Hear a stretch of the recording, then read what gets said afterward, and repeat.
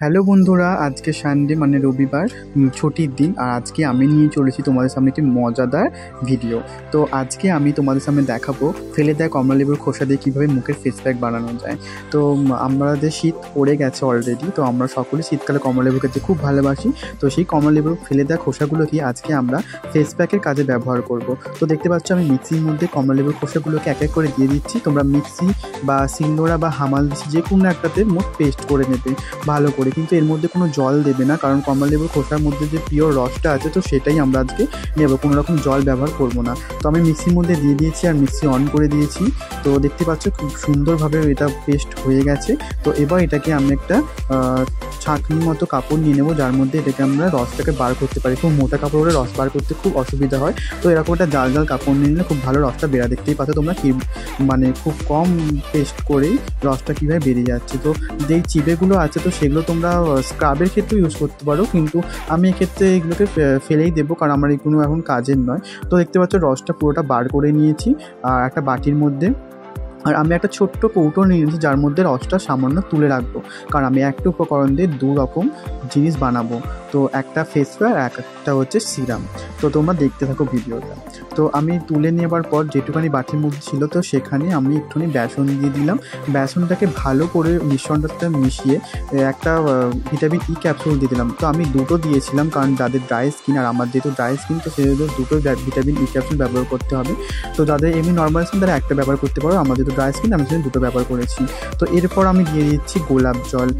তো গ্লিসারিনটা তোমরা দিতে পারো, গ্লিসারিনটা আমি স্কিপ করে গেছি কারণ গ্লিসারিন আমার কাছে সেই মুহূর্তে ছিল না। তো তোমরা অ্যাপ্লাই করতে পারো, গ্লিসারিনটা দিলে আরও ভালো তোমাদের উপকরণটি ভালোভাবে তোমরা বুঝতে পারবে। তো দেখতে পাচ্ছ আমি ভালো করে নিয়েছি, এইরকমভাবেই তোমরা মেখে রাখবে, ভালো করে মিক্স করে রাখবে। তো এবার আমি নিয়ে নিয়েছি যে কৌটোটার মধ্যে যে রসটা তুলেছিলাম তো সেটা নিয়ে নিয়েছি।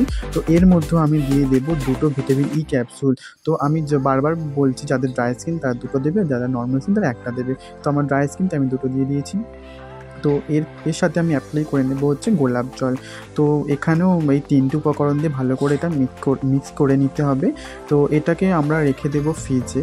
তো ফ্রিজে রাখলে কি হবে, 10 থেকে 15 দিন ব্যবহার করতে পারবো। আর এমনি নর্মাল ওয়েদারে রাখলে তোমাদের 2 দিন মতো ব্যবহার করতে পারবে, তারপরে এটা খারাপ হয়ে যাবে। তো এটাকে ফ্রিজে রাখাটাই আমার মনে হয় বেস্ট।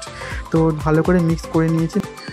তো দুটো উপকরণই আমার প্রায় রেডি হয়ে গেছে, আর প্রথম উপকরণটি এখন আমার মুখের মধ্যে অ্যাপ্লাই করব। তো চলো অ্যাপ্লাইটা করে নিই। তো ভালো করে মুখটাকে আমি পরিষ্কার জল দিয়ে ধুয়ে নিয়েছি। নোংরা মুখে এটা তুমি ব্যবহার করবে না, ভালো করে মুখটা ওয়াশ করে তারপর ব্যবহার করবে। এবার মুখের মধ্যে ভালো করে অ্যাপ্লাই করে নেব।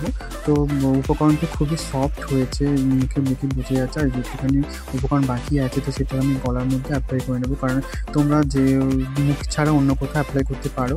তো ভালো করে মাখা হয়ে গেছে, তো 10 মিনিট আমাকে ওয়েট করতে হবে। তো তারপর মুখটা আমি ওয়াশ করতে পারবো। আর অনেকটা উপকরণ বাকি রয়ে গেছে, তাই ভাইকে একটু মাখিয়ে দিয়েছি, কারণ ওর মুখে একটু দাগ ছিল, তো সেই জন্য আমি ওকে মাখিয়ে দিয়েছি।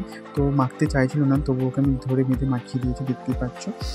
তো 10 মিনিট হয়ে গেছে, 10 মিনিটের বেশি হয়ে গেছে। আমার মুখটা দেখতে পাচ্ছ শুকিয়ে গেছে ফেস প্যাকটি। তো এবার আমি গিয়ে ওয়াশ করে আসবো, তো তারপর তোমাদের রেজাল্টটা দেখাবো। তো চলো।